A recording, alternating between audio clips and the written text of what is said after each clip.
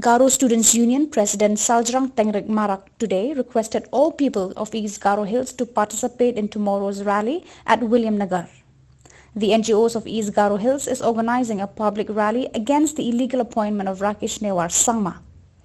Marak said that he needs the cooperation of the people of East Garo Hills to remove Rakesh Newar Sangma from the present post of Chief Executive Member of Garo Hills Autonomous District Council.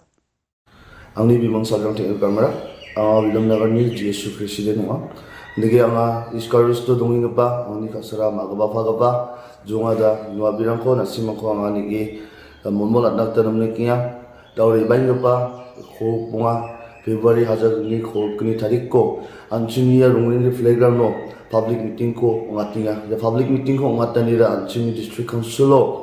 Rakesh Newar ko CEM ngani ko namni chai jigalani ko dakna gata ngatinga unigaman khasara